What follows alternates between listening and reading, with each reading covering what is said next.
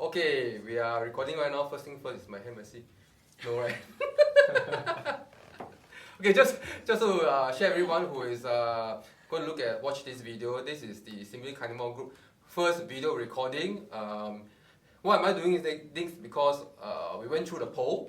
I know that many of you want us to share with you all certain topics. I told you guys that the post with the highest rating will start first, but however, I realized that the people availability is also important.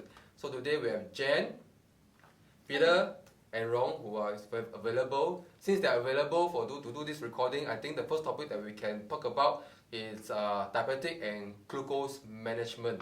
So what I'm going to do is I'm going to each ask Jen, Peter, and Rong later about their journey. Number one, what were their diet in the past, and then how did they discover that actually they have become or they have become diabetic. And the moment they have discovered they have become diabetic, what's their journey to actually reverse or put this health challenge condition into remission, and what's next. So what I'm going to do is that, ladies first, let's hear from Jen. Okay, so I was about 25 years old when I was diagnosed with type 2 diabetes mellitus. Before I was diagnosed, I was eating a lot of desserts. I love my soft drinks. 7-Up was my favorite drink during that period. I ate a lot of carby food. Rice and noodles were my favorite. Pizza and pasta as well. One day I was out with my godmother and she said, "Hey Jen, I realize you are constantly thirsty all the time. Have you tested for diabetes?" And I just brushed it off. I said, "No lah, no, I'm so young, how can it be?" One day I was not feeling too well, so I went to the GP for my company doctor, and then lo and behold, he tested me for diabetes, and he told me, "Hey, you are actually diabetic already. It's not pre-diabetes, it's diabetic." So he put me on medication, and that was the start of my diabetes journey. Okay. Yeah. Wow, that was very young, at 25, 26, right? Yeah. It reminds me of the Chinese paper that I saw the other day in the group. Someone posted, right? This lady started drinking bubble tea at the age of 15, right? One day, 2 bubble tea. That's then right. At the age of 25, 26, 25, right? And then one day she woke up. She was already in she already had type 2 diabetes, and her eyesight is almost completely blind, if I'm correct. Yeah. Wow. So Jen, what about your HbA1c? Yeah, A1c. Oh wow. When I was first diagnosed, I didn't really pay attention to it because I didn't even know what diabetes was about. All I know was I had sugar in my urine. You know, ants were liking my urine a lot because they were coming to visit me in the toilet. So I was completely unaware what was the complications that will come later on. My A1C that I started taking note of was only just before I headed for my bariatric surgery. That was about 5 years ago, maybe 6. At that time, I was toggling between 9 to 11. Okay. Yeah. And I was on maximum dosage of medication. And the doctor said, if you don't take insulin, there's nothing much that the medicine can do for you anymore. I was a bit wary at the time, so it took me like almost 3 years to consider that before I actually did the surgery. Oh. Yeah. Okay, I always remember, I think I told Peter once, there was once I was at, I think Guideline Pharmacy. I wanted to buy the glucose meter, and then there's another guy also wanted to buy a glucose meter. So he was asking the pharmacist which one is better and how to test. So the pharmacist actually demonstrated to him, tested on his finger, and the number was 14. It was 14. Okay. It was 14, you know. In front, I was like shocked, no. I was 14. I was speechless, and I don't know how to tell the guy. 14, I said, wow, in my heart, this guy, what happened to you, man? Why are you having a 14? Do you know that actually you are diabetic? With Very much. Yeah, it's fine. It's 14. And then the thing that the pharmacy was still happily showing him what are the glucose meter, prick the finger. Not just one strip. Every meter I see is 14, 14, 14. That means something is not right anymore. Wow. Then after the guy picked one, correct. Then the guy just picked one of the glucose meter and then went to pay. After he pay already, after I calmed down, I told the pharmacist, did you see that number is 14? why didn't you tell the guy what had happened to him? But I said that's not his job. That's true. Yeah, that's not his job. Yes. Yeah, because his pharmacist is there to sell that thing because the guy had requested for. That's all. Unless the doctor needs to then can tell, but not him. So very sad lah. Maybe Peter, you can share with us your journey. What happened? Well, actually, it's back in late 2016. That's right. All the while I've been physically very active. I run 3-4 times a week. Rarely fall sick. I don't have any symptoms. So I mean, diabetic was the last thing that comes into my mind that I actually will be infected with this disease. So what happened was actually I signed up for clinical trial, and they have to do some sort of screening, right, to make sure that I'm physically fit to undergo that trial. And anyway, it's a food trial. It's not a medication trial. So I actually get paid to taste food, and then they want to see my glucose response and all that. I say, wow, this is a no-brainer. You get paid, you go to the canteen there, they prepare food for you.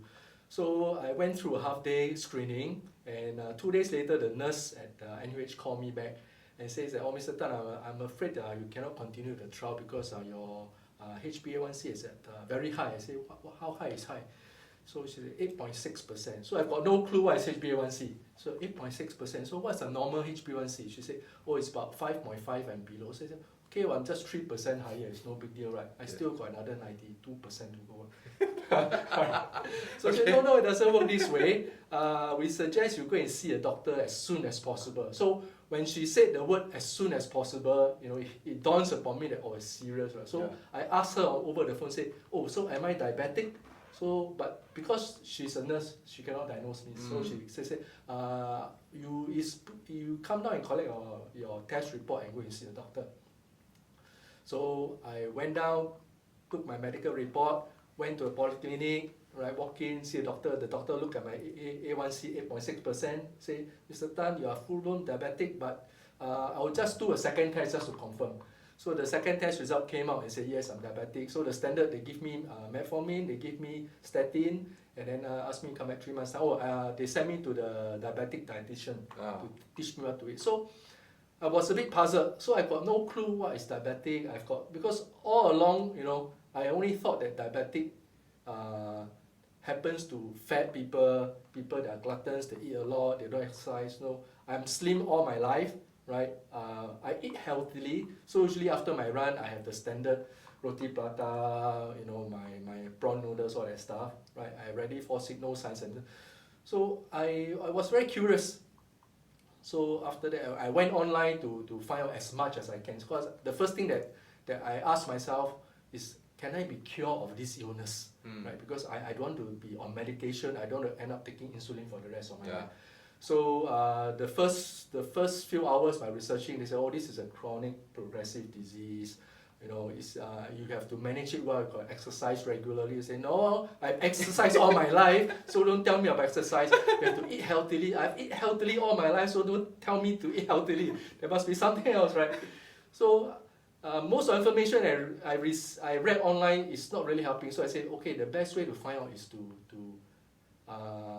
see whether I can find a doctor who's diabetic and who's actually reversed his condition. But I wonder if there's such person around. Yes. So I Google, and I happened to come to a forum, a diabetic forum that has more than 200,000 members. Okay, it's Diabetic UK, and that started my journey to understand about this disease, and also know that there are actually thousands of people that have actually put diabetes into remission.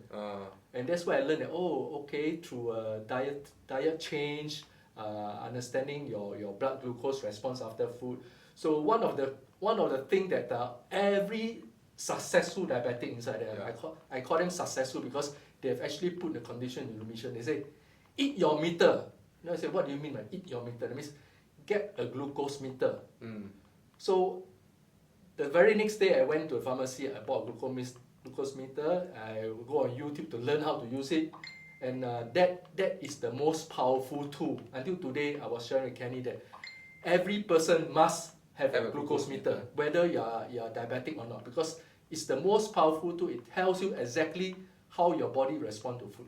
And with that, it really, we change your paradigm. Change my paradigm, change the way I eat, because I can track almost real time. I was testing like 8 to 12 times a day. Whatever I eat, I look at the response, and I've just through an elimination process, I realized that I can actually biohack, and within a week, my blood glucose normalized. Just simply by avoiding the food that spike my blood glucose and eating the food that doesn't spike my blood glucose. So it's as simple as that.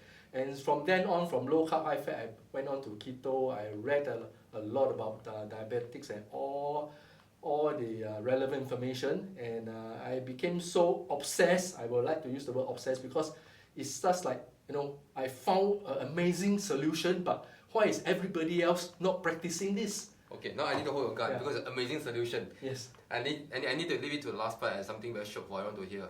But most important, I want everyone to hear from our friend Rong here, because he is very special. Because everyone that I know, including my father. My father is a diabetic for more than 30 years.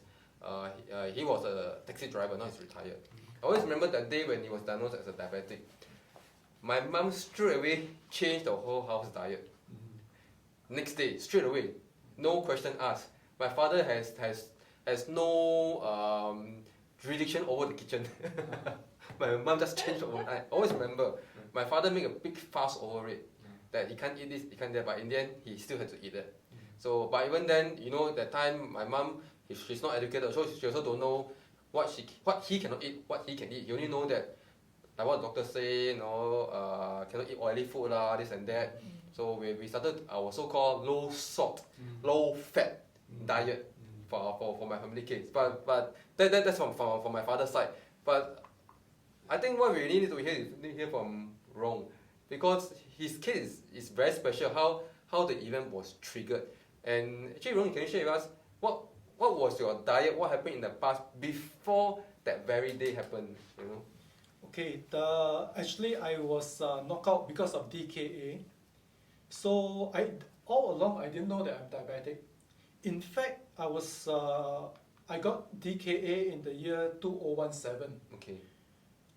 I did have medical checkup every 2-3 years. So the last medical checkup that I had was actually in 2014. It's just about 3 years prior to my DKA. I was not diabetic. Okay. My fasting glucose is actually 5.2. So by definition, I'm not a diabetic. Yeah. And during that period before I passed out, sometime in 2017 August, within a few months' time, because I switched to a night job, so I work night, stress. So during that period, my weight swing was quite huge. Oh. So it's like the up down is at least in the range of 10 kilos. Wow. Yeah. Okay. That means I lost weight and I put back on. Wow. All within the 4 to 6 months time. Wow. Okay. That was quite and I stopped exercising because I was working night. So, but the actual cause of the DKA still unknown. They suspected it's pancreatitis, but they cannot be sure of that. Confirm. They don't know what triggered it. So it could be I'm not sure whether it's a one-off thing. So actually what happened was when they found me, I collapsed at home. So I fainted at home. My family member found me, sent me to hospital. When I woke up, I already like 3 days in the hospital in the ICU. I passed out for 3 days. Okay. So I didn't know what happened. But before that, probably 1 week plus before that, I got very thirsty. Then I was spinning. And the thing is, in my mouth, every time when you, there's something like a citrus aftertaste. So probably that time, the ketones is building up in the body already. I was very weak. I couldn't get up. The minute I stood up, I feel dizzy. I dare not go and see doctor because I thought it's a terminal illness. So I was waiting for the thing to subside, then go and see the doctor. So by then it was too late. I just collapsed at home. I was sent to hospital. So when I woke up, they told me I'm diabetic. But before that, there was no trace that I'm diabetic. I don't see ants come to my urine at all. And thirsty, I'm not sure. I cannot recall that. Yeah. But I remember all my urine is very foamy. Yeah. So when they found me, my kidney is already like in the total collapse stage. Okay. So it's not functioning already. Mm. So, okay, to cut the long story short, so I'm diabetic. My HbA1c is actually 11.4 Okay. when they found me. Uh, From I don't know anything within that 3 years, I just get 11.4. Just imagine that 3 years short span of time, how fast it triggered. yeah. And then the triglyceride is high, cholesterol is high, but but to me, my main concern is diabetic because I'm very depressed in the way that this is very restrictive already. I know that I have to make a lifestyle change. Yeah. And the lucky thing about this is my friend Peter here was 1 year before he was diagnosed diabetic 1 year before me. So fortunately, So fortunately for me, fortunately for me, he come and share because it's not easy to know that you're diabetic, and because you're totally lost, you don't know what to do. yeah, I agree. You don't know where to find information. You don't know what it means. All you know is change from now on. Yeah. And the best thing is the doctor came and see me in my ICU. So you know what happened to you? I said, yeah. So what are you going to do about it? Okay. Like, Okay. okay. So what do I have to do about it? Oh, you tell me. You know, that kind of question. And I mean, there are a lot of nice medical stuff around, nurses, doctors, all that. But you always have this taboo that people is like diabetic, you deserve it. Because Okay. you You never, deserve it. never eat Yeah. properly, you never exercise. Yeah, you don't exercise, you It's don't always care the- of yourself. The patient's fault. Yeah. Correct. Correct. And before I left hospital, of course they will let you go through all this. They'll teach you how to test blood, how to take insulin, all that. So I was put on 44 units of insulin. Wow. Oh, that's a lot. A lot. That's a lot. That's a lot. I don't know how much was that Yeah. because No idea. I have no idea What is what is 44 44 units of I insulin. hear people like 3 units, 5 Yeah. units. 44 is a lot, okay, 44 is my- a wow. lot. So Okay, because okay. to them it's like this is going to be for life, and they don't know how because they explained to me the condition that they found me was very bad. Lucky thing for me is the kidneys start to function again Yes. Correct. within a week. Yeah. Because once you drain out this glucose, Yes. Correct. you bring down your glucose level, the kidneys start functioning again. It was back to normal within a week. I was in hospital for about 10 days. Right. So before I left hospital, the nurse would come and teach me how to. They'll educate me how to inject insulin and all that. I always remember this nurse that told me, "Well, you mark you record your glucose, all that, and submit to us. Don't cheat, don't cheat." You know, my Canadian client, he is so hardworking. After he was discharged, he stick to his schedule.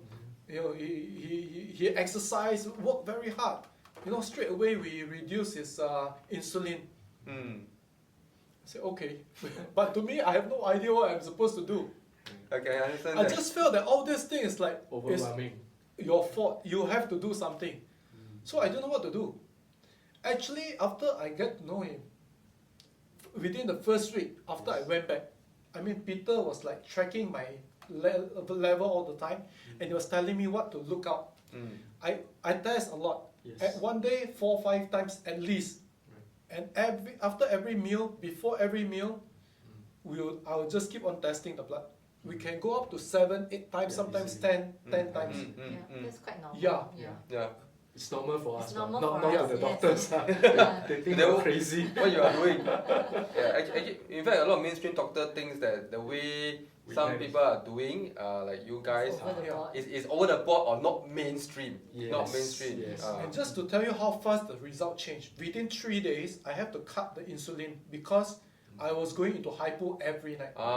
Yeah. So just within the first week, automatically I just have to take out the 16 units of insulin, the night insulin, because I was like really going into hypo every night. Hypoglycemia every night. Yeah. So I told him, you better don't take like that because you take the night shot, you go to sleep, something happened to you, you don't know. Yeah, correct, correct. If you Yeah. sleep, yeah. And the thing that doesn't make sense to me then was, before my dinner, I was already hypo.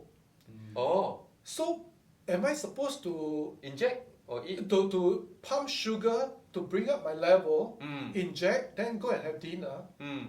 or I just ignore about that the injection. I just don't take anything sugar, don't take carbohydrates.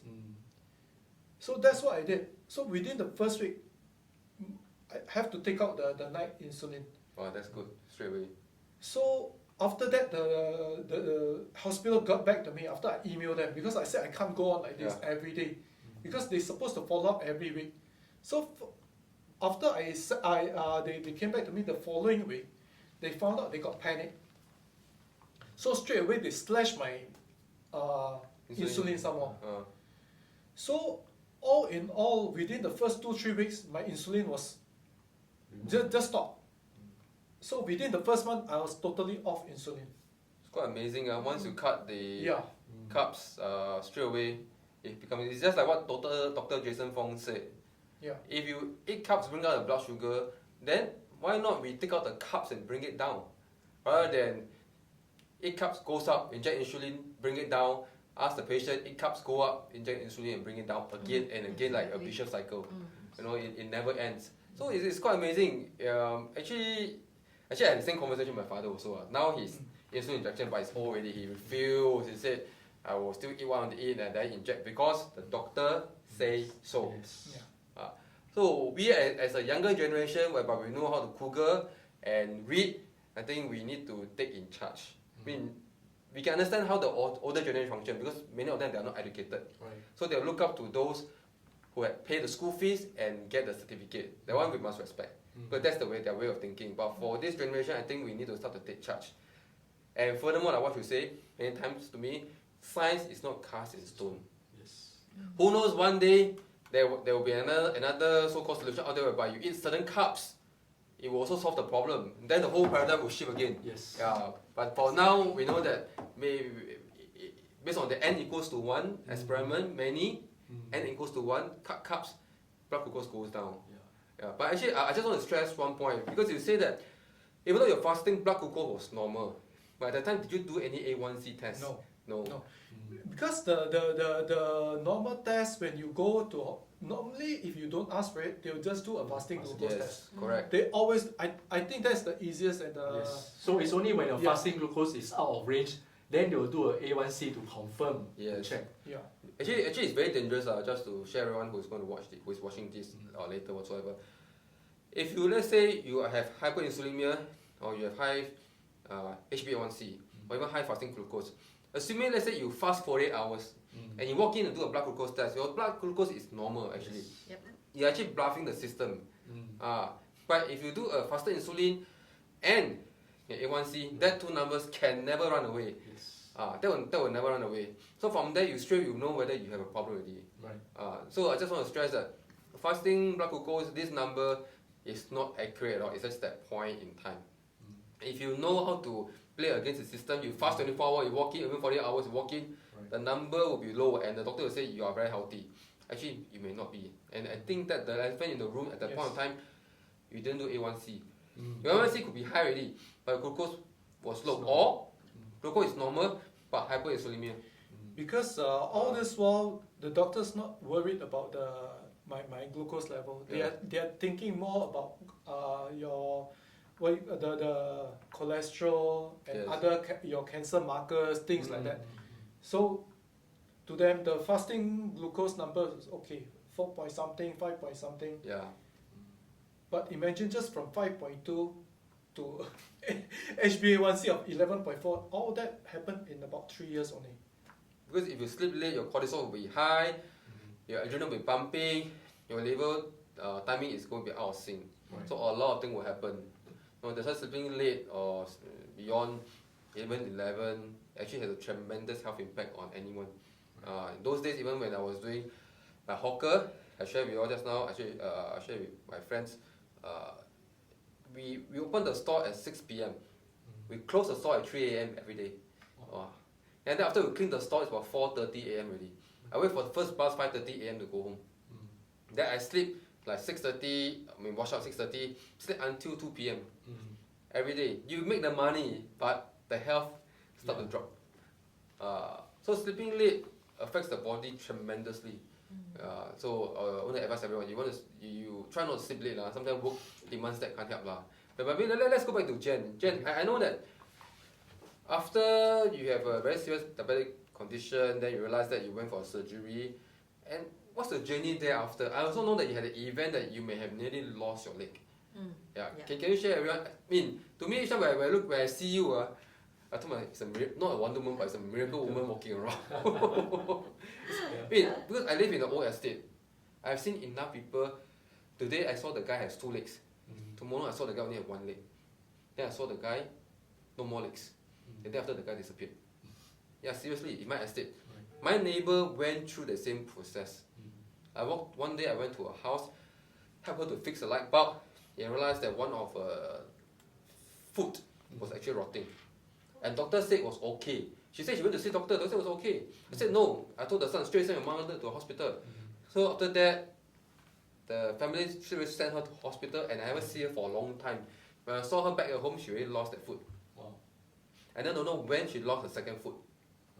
And thereafter, I saw her funeral. It's true, I'm telling you, it's seriously true. My neighbor just living next few doors. Sometimes I ask myself, did I accelerate the process or not? By asking her to go to the hospital.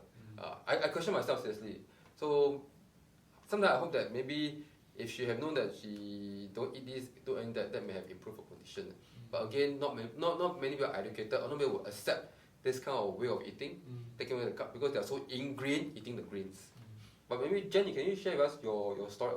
The miracle woman. Each time I see her, it's miracle woman. Seriously, nothing else. I always say that God has given me a second chance at living. Well, what happened was post-surgery, I was considered a well-managed diabetic patient. My HbA1c was hovering about 6.5, 6.7 with minimal medications after my bariatric surgery. So everything was, fine and dandy. But I was obviously still back to eating my favorite foods, my desserts, my noodles, and my rice and all that. One day I actually somehow I sustained a small cut on my left ankle, and I thought, well, it's just a normal cut, it will go away. And maybe because I have numbness in my feet, I don't really feel the pain. Oh, your numbness. Okay. Yeah. So maybe after a week or so, my colleague actually pointed out to me and said, "Hey Jen, are you sure your leg is not painful? Because that wound looks very painful to me. It looks very angry." And then that's when I actually looked down and had a good look at it and said, "Yeah, it's actually looking very inflamed. The whole area around it was very red. The wound didn't look like it was getting any better."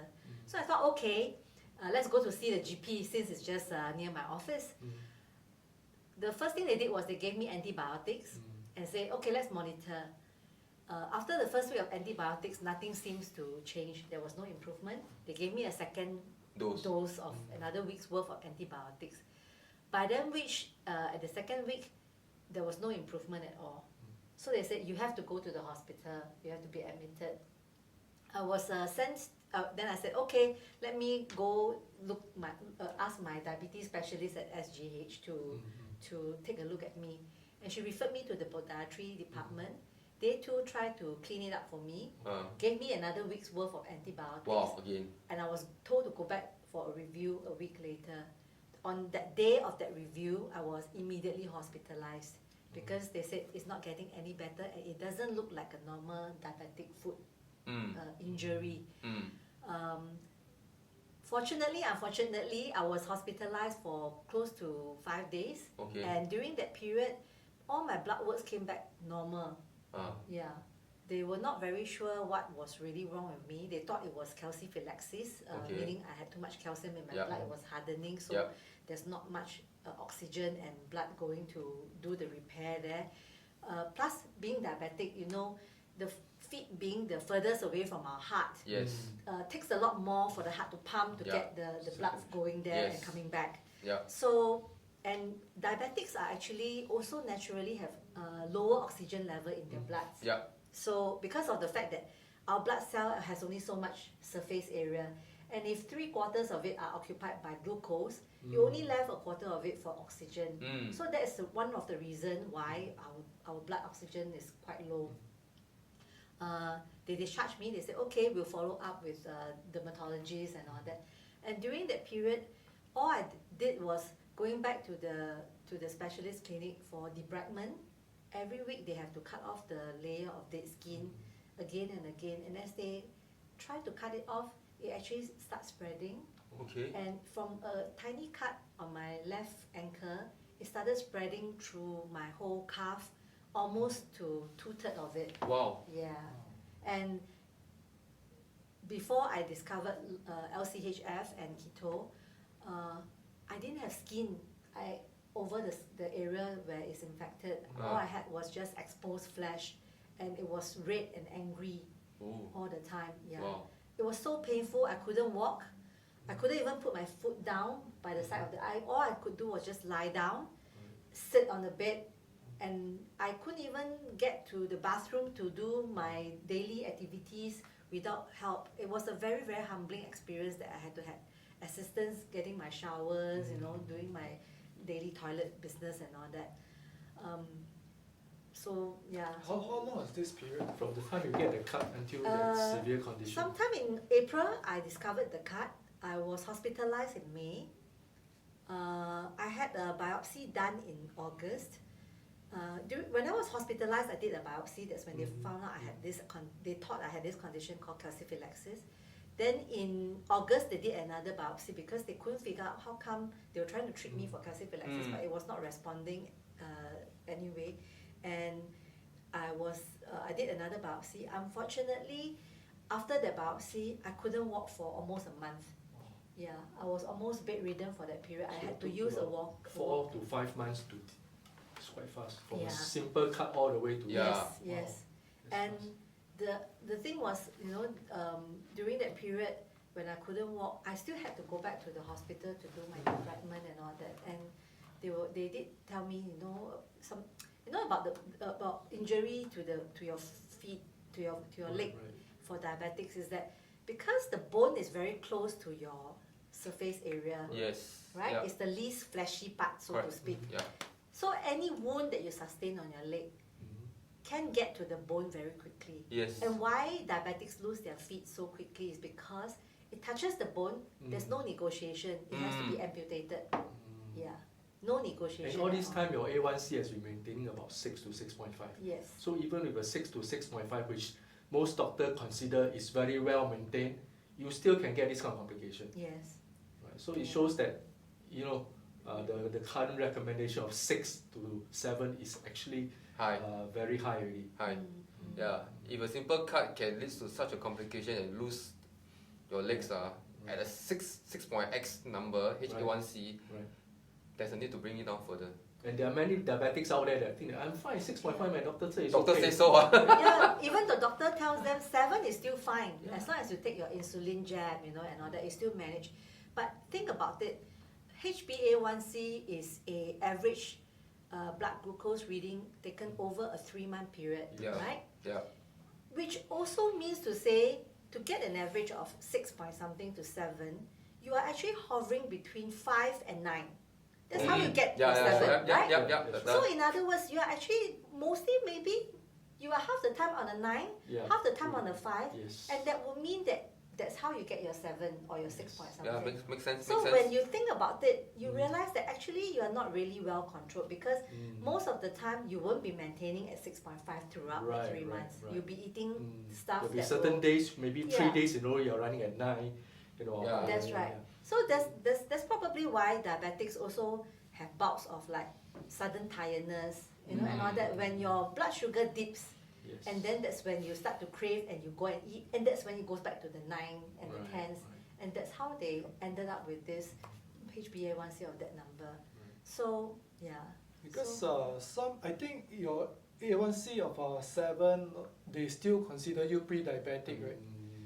No idea. No, it's diabetic, It's diabetic. but it's considered Early, not too badly managed, not too badly yeah. managed. Yeah. Okay. But of course, if you can bring it down to 6, 5 point something, they'll be very happy. Yeah. But even so, it's with medication. Because Right? the conventional medical guideline is that for a diabetic, as Yeah, long start. as between 6 and 7, you're considered well managed. Yes. So to them, to the conventional medical convention, a diabetic cannot attain normal blood glucose or normal HbA1c anymore. They will always, if you are well managed, between 6 to 7. So it is expected that it's a slow, chronic, progressive disease.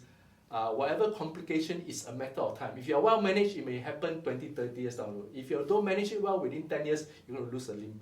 Right? So that is the kind of expectation they have of a patient. So to them is unheard of to see a diabetic reversing a condition and get 5 or 4.5 HbA1c, right? Without medication. Without medication, yes. Yeah. That's always my contention, because if this whole thing is going to be chronic and progressive, there's no incentive for me to actually do something about it. Right? You're going to die anyway. Anyway, there's only one path.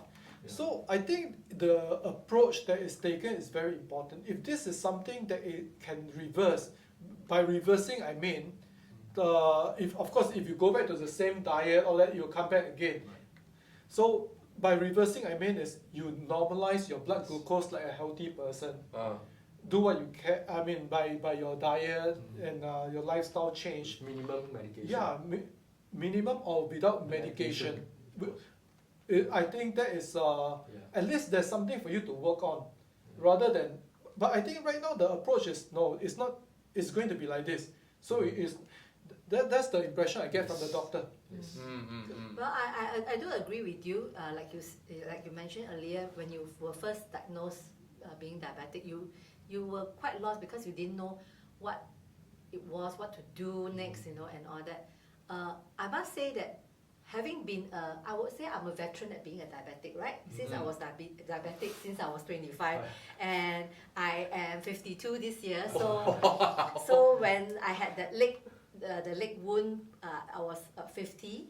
So before that, so for a good 25 years, wow, 25-year diabetic, I knew nothing about diabetes. All I knew was my blood sugar is high. So before I go and see the doctor, I better be good, so that I can have a better HbA1c reading, so that she don't scold me, so she won't reprimand me so much. I have to be more diligent. But after that, go and celebrate. I'll be eating my pizza and whatnot again. So I was living without knowing the real consequences that's going to hit me, because I didn't have information what caused diabetes.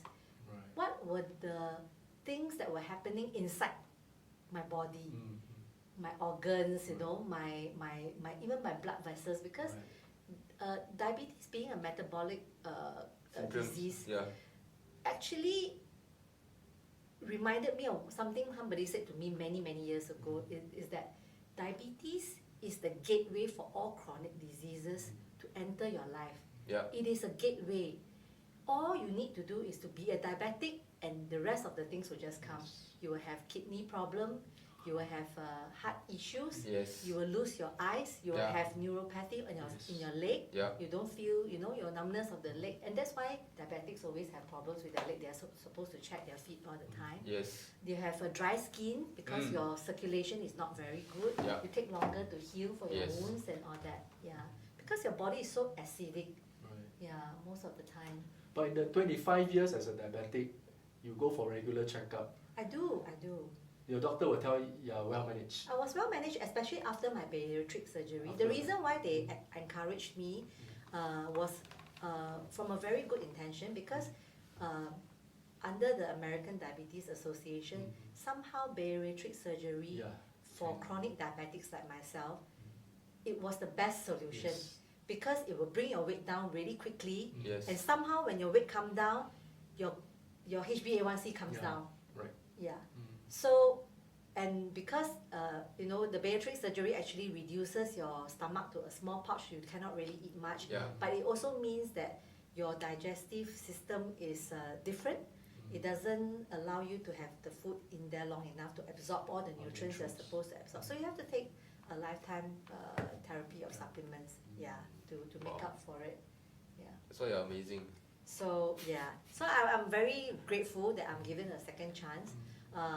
By God's grace, a very good friend of mine came to see me, and I was like, she came to see me because I couldn't walk. Oh, okay. I was bedridden, right? Yeah. So she thought I needed some fresh air, so she said, okay, let's take you out for lunch. And when I saw, I said, what happened to you? Why did you lose so much weight?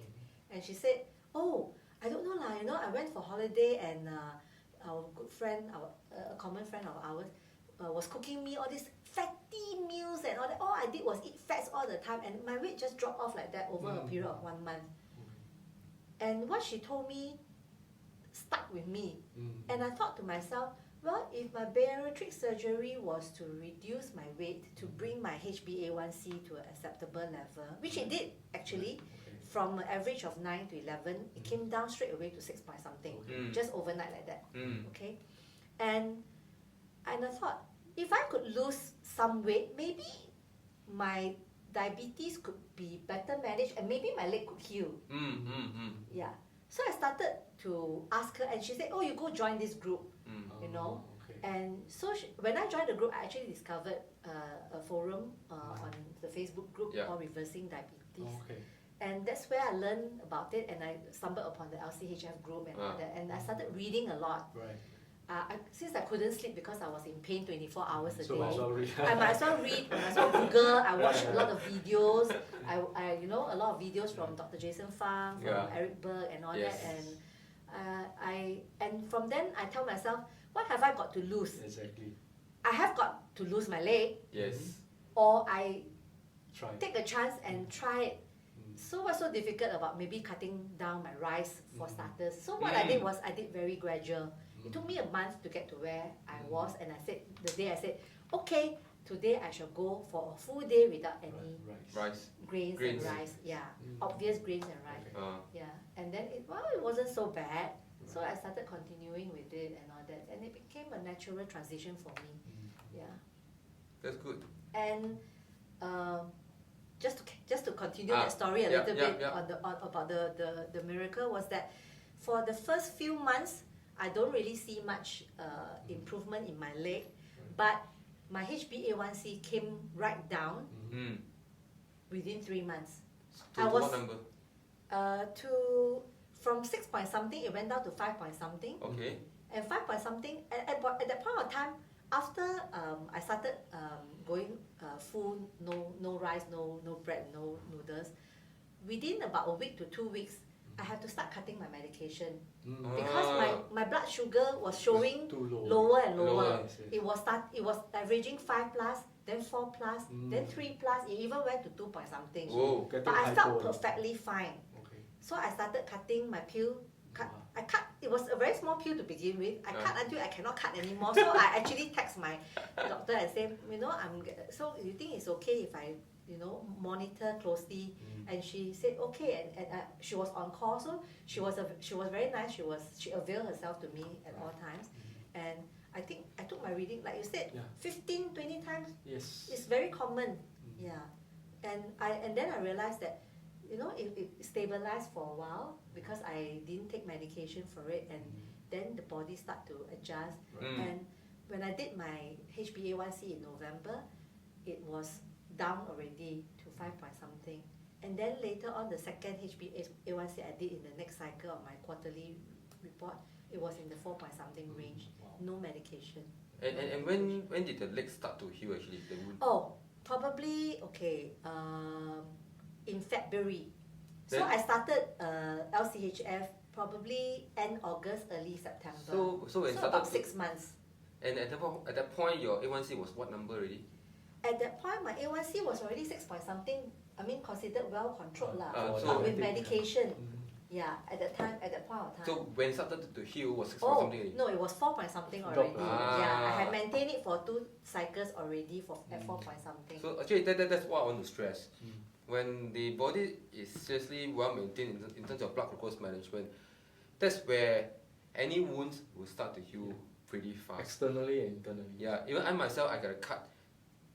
I can ensure to you guys very fast it just heal.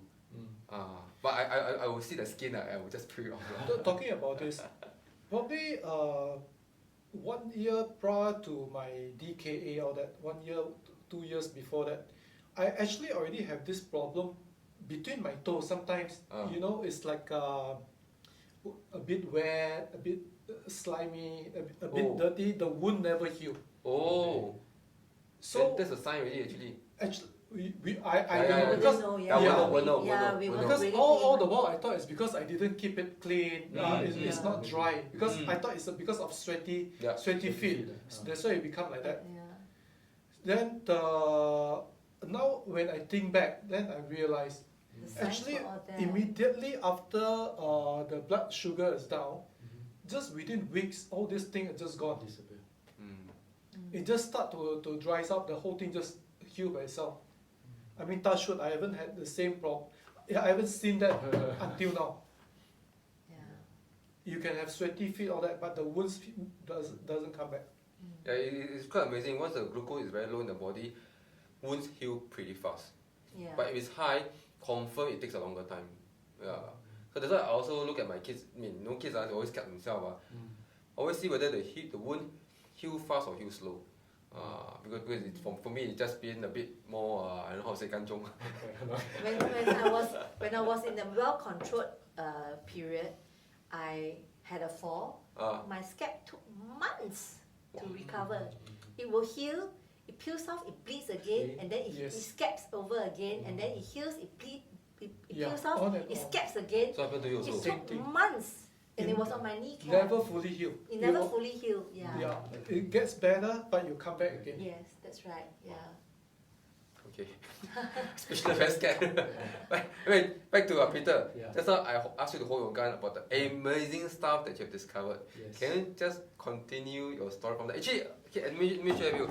Among the many low-carb practitioners that I have met, or even my friends who are doing keto whatsoever, you are one of the few that I truly admire who has tremendous knowledge. Well, as I mentioned earlier, is actually on hindsight, I say it's a blessing in disguise. That I discovered accidentally that I'm diabetic.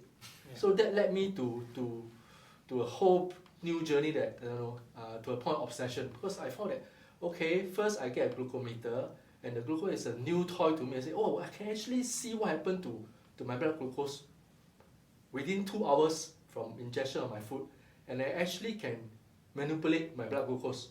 So I said, and what I learned online, and these are the people that are diabetic all their life, they have put into remission, and then I start learning from Dr. Richard Bernstein, Stephen Finney. The first video I watched on TED Talk was Dr. Sarah Hobart. Right? So all these are doctors, all these are professors. Professor Tim Noakes, who's a diabetic himself. So I say, they are professional, but their approach is so radically different from what I've been told by the doctors that I see, right? So at that point in time, when I was first given medication, I thought to myself, I'm a binary person, either 1 or 0. So I said, I read all about this. I was immersing myself in all this wealth of information. I said, there's only 2 ways to do it. If I take medication and change my diet and things improve, I don't know which one actually helped me, right? Whether it's the medication or is it the diet. So I made it, right? And as I read more and more, also I share this information. Within the first 1 or 2 months, I come across a few friends also had this condition. Some of them have diabetic for many years.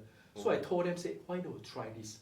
And two friends I know within my circle actually saw a tremendous improvement. So I'm not the only one. I say, this stuff works, And they say, how come my doctor never tell me about this? The power of N equals to 1 experiment. And one of the things that the 3 of us have in common is that we test a lot of time. And there are still some diabetics that approach me, and until today, they have this phobia about pricking their fingers. Right. So it's very sad. I mean, what's pricking a finger compared to losing your feet 10 years down the road? And it's not pain at all. So the key thing to any diabetic, any new diagnosed diabetic, I say, buy a glucose meter, test and test and test, because you will see for yourself, and that meter will actually change your mindset. You will subliminally condition your mind. right? If I eat this bowl of rice, the next time I'm going to take reading 2 hours later, it's going to be above 10.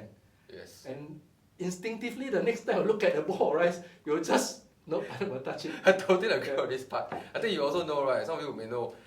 Each time before I go for a race, and the day before I go for a race, I will carb load. Okay. So I think 2 years back, when I first started this way, I think I already start buying glucose meter lah, look at the number because I'm quite numbers driven. I always remember that very evening I eat the bihun goreng. All the way up to 11.0. Wow. And it stayed there for how long? And it stayed there for very long. I ate at 6 p.m. I remember at 7 plus p.m. was already at 11.0 already.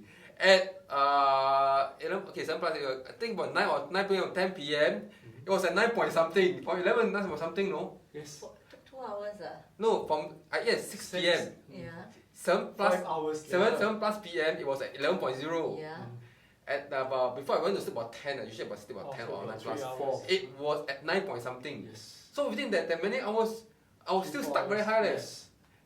Until the next day when I wake up at about 7 plus or 8 plus, Yes. then I was at 5 point something. Right. So I don't know how long did it take lah. Mm-hmm. But I must tell you, since that day I will never eat a bihun goreng or mee goreng anymore because it showed up to 11 point something. So can you imagine and not go down. for yourself who has no metabolic syndrome, No, I don't have at already all. experienced this kind of huge fluctuation Yes. and getting stuck there for such a long hour. For a long time. Imagine a diabetic eating the same thing as you. Yeah. And I don't know. Can you imagine? And a lot of And other diabetics people are still do. eating. Yeah, they Yeah, do. The thing is, if you don't test, you don't even feel the difference. Yes, you're right. Yes, there's I, no, actually, I don't feel different. I feel Yes. as per normal. But you know, I was at 11.0. Exactly. Even though it has no effect on me lah. Maybe I should just go for a run, but I didn't. Right. Because you don't feel anything. I mean, even for a diabetic, if I had the same plate of bihun goreng, Yeah. I probably just feel very happy and very satisfied. I go to Yes. sleep. I wouldn't feel anything unusual. Correct, out of exactly. it. Yes.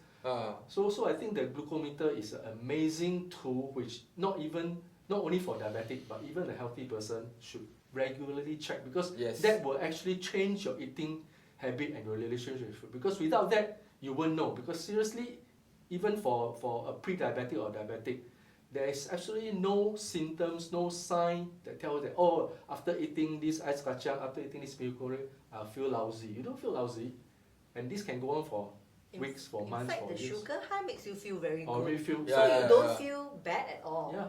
the drug. So Yes. The yeah, drug effect. so Yeah. it's just very unfortunate, and Yes. a lot of people who are not diagnosed yet because of the pure fact that they didn't go and see a GP and say I want to be tested, Yes. because no GP is going to say, hey, do you want to be tested? Yes, Yeah, no actually you're No right. one You're right. ask that kind of Yeah, question, yeah. right? So unless you insist on it, and even for us, we have to ask for fasted insulin test. We have to ask for it, and not all clinics offer it, Yes. right?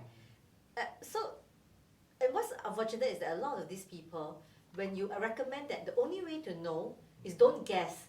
Buy Yeah. a glucometer and test it. Yes. And they said, no lah, I don't like to prick my fingers. Yes. And that is something I felt very sad about because it is something that is so simple, the act, And so and powerful. can give you the information Yeah. that you need.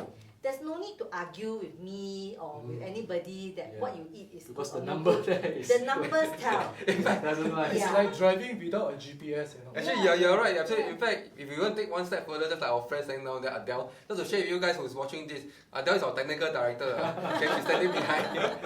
Both of us had a CGM, a continuous glucose monitor. I tell you, the glucose continuous monitor take one step further. The moment you plug here, whatever you eat 24 hours. is real time. When I saw the number, even those things that I thought I can eat Yes. as low carb or even ketogenic, I realized that I actually can't eat. Because I'm a healthy person, so when I eat, the blood glucose spike. But because I'm healthy and exercise, it brought it down like the next minute. Right. So when I test, like even 1 hour later, I couldn't catch a number. Mm. But the blood glucose, the CGM, It's continuous. wow, when I look at it, so it actually happened. So I know Yes. already. So this one I cannot eat. So I just want to share with you guys what Peter said or what our friends here say is right. The blood glucose meter really changed the way how you look at food, the relationship behind. Yes. How is it going to affect my health? But if you want to take one step further, you can buy a CGN and put it here. That will The change. funny thing is But that it's a when very good investment, I think. after my second visit to the doctor, I was sharing to the doctor, oh, my numbers improved because I'm testing before me after. Then the doctor said, oh, why are you so paranoid? For type 2, actually, in the first place, I wasn't even told to buy a glucose meter. It's only when I read on the forum and all the other diabetics told me to buy a glucose meter. So for type 2, say, oh, you only need to test once in the morning and maybe before go to bed. You don't have to test like 8 to 10 times. That's, you're paranoid about it. So I asked the doctor, if I don't test, how do I know what is my blood glucose after the food, after a meal and all that? So as long as you take a medication, eating everything in moderation, right? You come for a regular checkup, you'll be fine. If I had continued listening to the doctor, today I will still be on medication. Today my A1C, I'm very sure it'll still be above 6, right? I won't be sitting here talking to sharing it because most of the time the patient will just obediently listen to the doctor. But when they come back, the doctor always blame the patient. Say, oh, you see, you cheat, right? You never exercise enough, or right. you overeat. Yeah. So it's always the patient's fault, right? But I'm sure no patient want to be in that condition. Yes, I mean, if they know that I can control, I can. And the worst thing is that when the doctor don't give the patient hope, that just eat your medication, right? But if the doctor had told me, say, oh, don't worry, there are many diabetic that have went into remission, right? They are off medication, they get very healthy A1C. Like if a doctor have told me that, then I'll be very motivated to find out how can I do it. Yes. Right? Yes. But no doctors tell that. No, oh, just take your medication, eat moderation, exercise. If anything go wrong, then it's your fault. I believe the next generation of doctor will change. I hope so. I this is only peculiar in Singapore. But that's why when I go online and learn from all this new wave of doctor in US, in Australia, I was shocked. I mean, this doctor, they say things that are totally different, but it makes sense and it's supported by evidence-based research. Yeah. So that's why I also learn. I learned from this doctor how to read research paper, how to see who's behind funding the research, how to discount research paper. Yeah. So in the last 2.5 years, I've learned so much from this doctor. I want to share this. So it became my passion. When I talk to my friends and relatives, I say, I always like to consider myself a professional diabetic. So what is this term professional? You're a veteran diabetic. You're a veteran, you're professional. Okay, tell me if wrong. What about you? How about you call yourself? I agree with Jen. Actually, after you I look back in retrospect, I mean by His grace, actually, this is a blessing in disguise. Okay. Because the total change in the lifestyle and the diet, all that, actually you feel more confident of your health. I don't have to. I think I'm healthier than before this. Yes. Before, Absolutely. even before I get before I become diabetic, I think I'm even healthier before that. I think you're healthier than a lot of people out there. Yeah. Who's drinking bubble tea? Who's not diabetic? Who's drinking bubble tea? I also need to share. Maybe I just share. Recently, I had a blister on my foot. Yeah.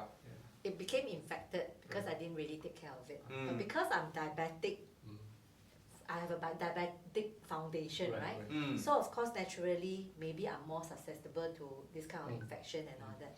So I had a small abscess. I had to get it debrided again, clean up and all that. And the amazing thing was there was no ointment used and all that. I was of course prescribed with antibiotics. But the healing was so fast this time, so fast that the GP was very pleased. My podiatrist was very pleased, and she said, "Look how fast it's healing."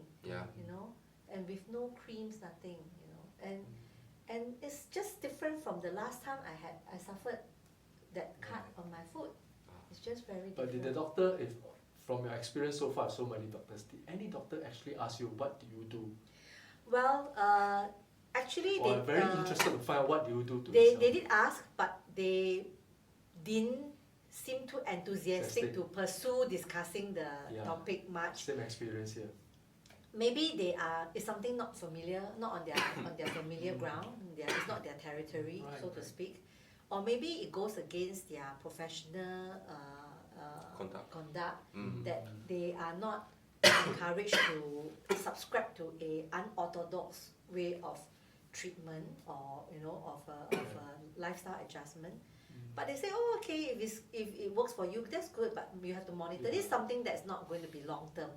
They keep emphasizing it's not something that's going to be long. And of course, being LCHF keto, one of the presents that we get would be higher LDL because of how cholesterol performs. I hear this, I want to cough. Another topic. We should do another topic. This one will be that's separate another topic. topic. Yeah, that's another topic. I hear that. That's why I want to cough. So talking about doctors, they will generally keep warning you. They only focus on that number. Yes.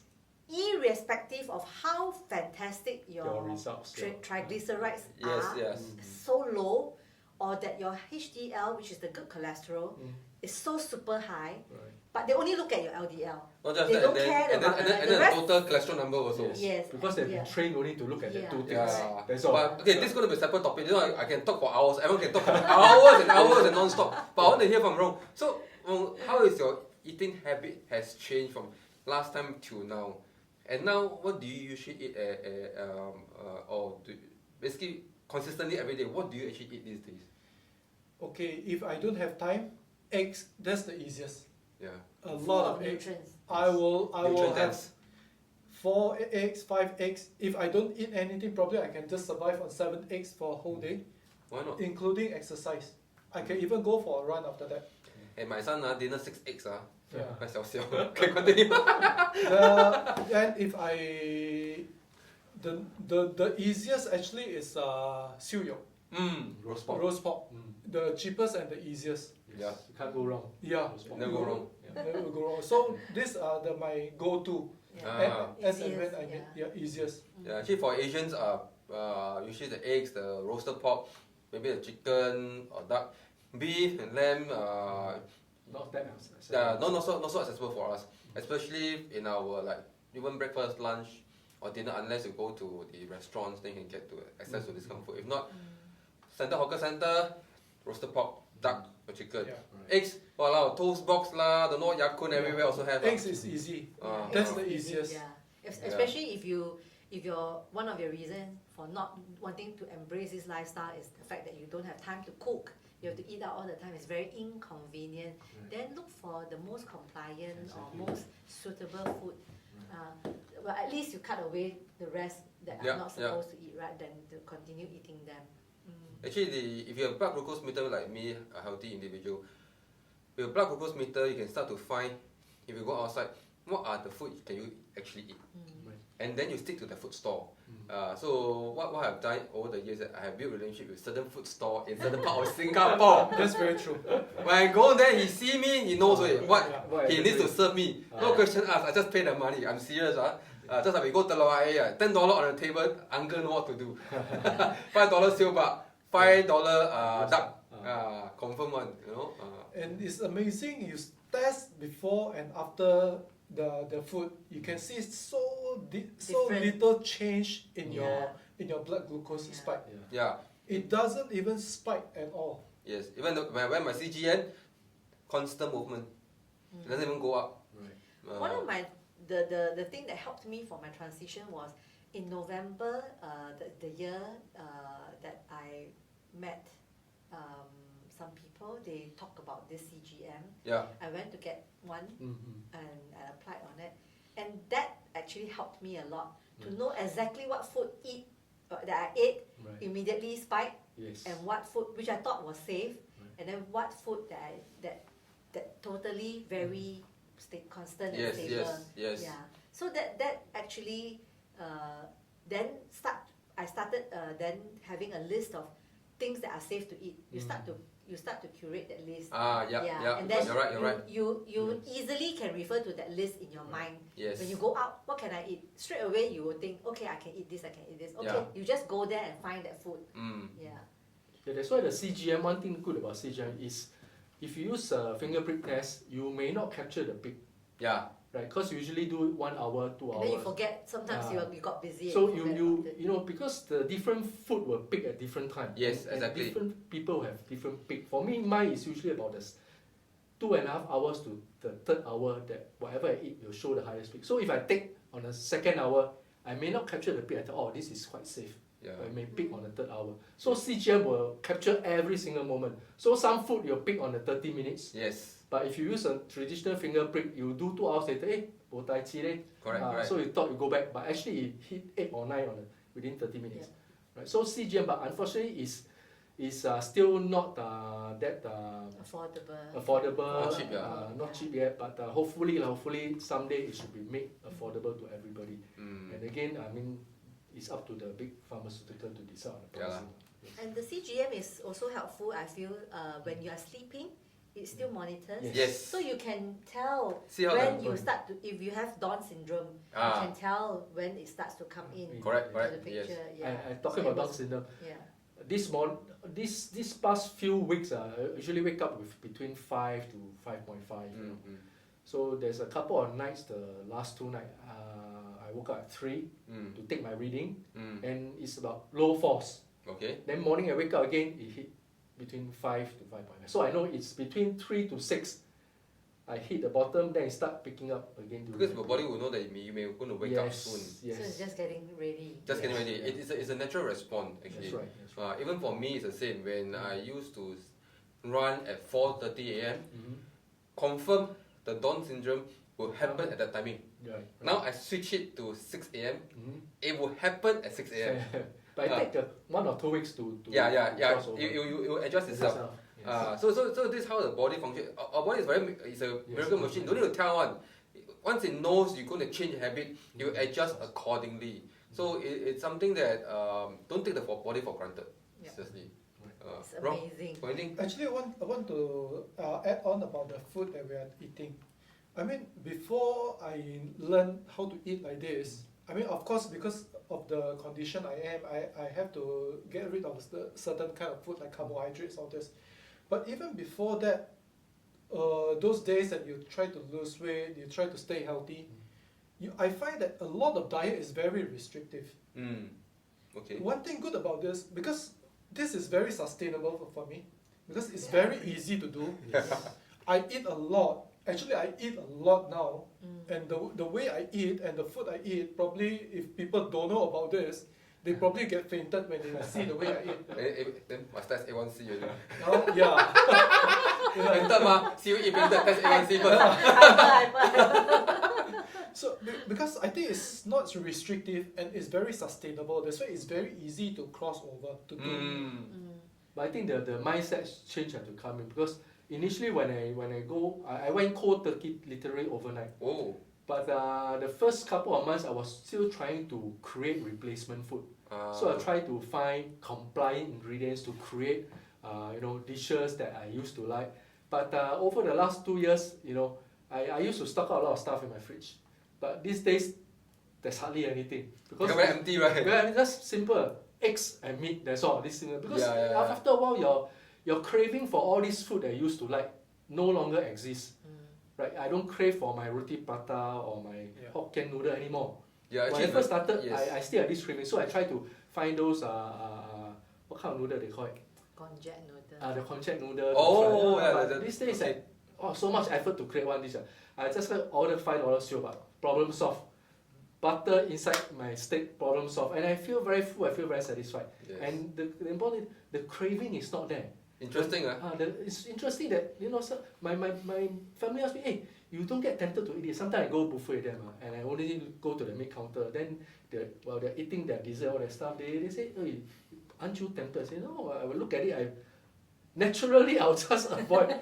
For some reason. For some reason, I think the brain has been conditioned, your body has been conditioned to know that those are toxic food that you should stay away. The only problem of eating like this is a lot of shops, after we visited a few times, start to close down one by one. And one of them had become a children playground. What happened? Okay, we have talked a lot already, but let's before we end this, maybe Jen, do you have anything to share with everyone that you feel that they should know, or they must know, from your perspective? That it is actually about a decision.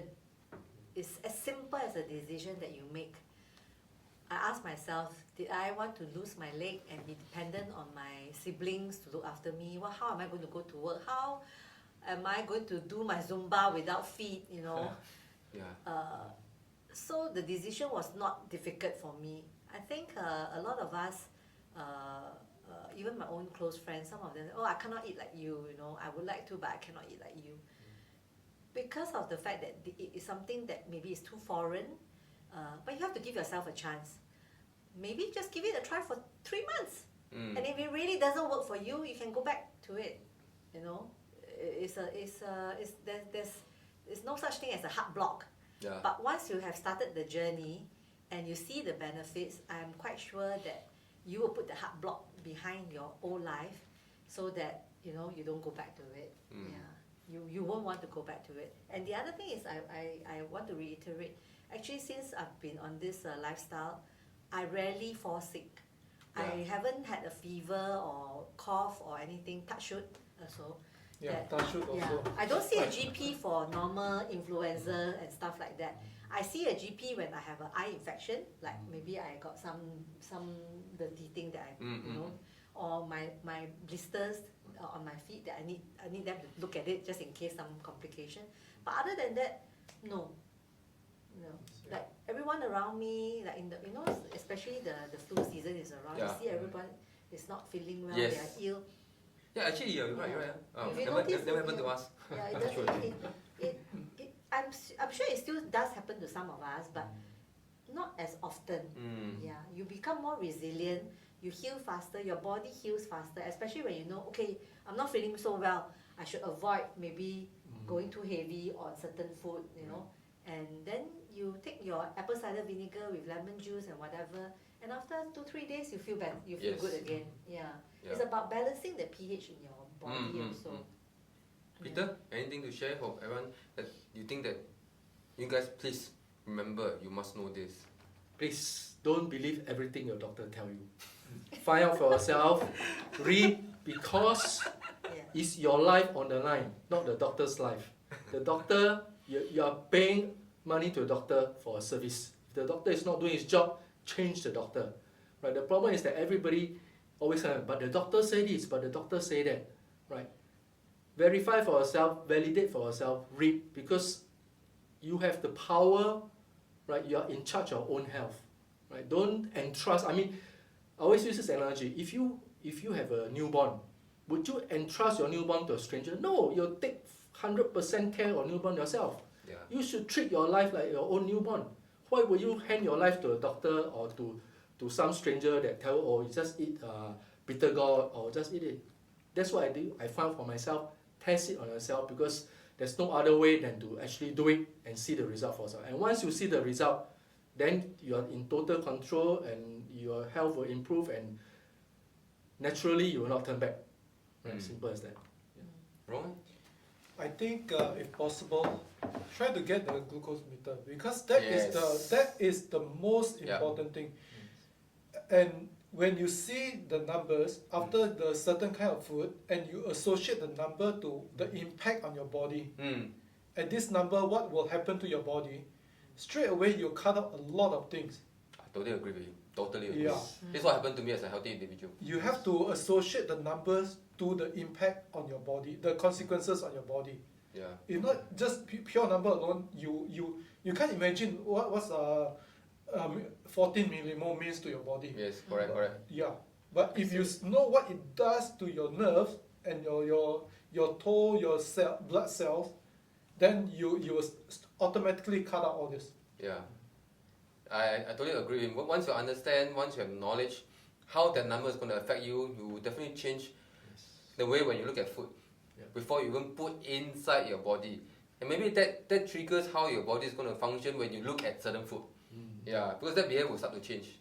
I mean, let's put it this way. If everyone's going to buy bubble tea and get a free CGA and stuck onto their hand, what will happen next?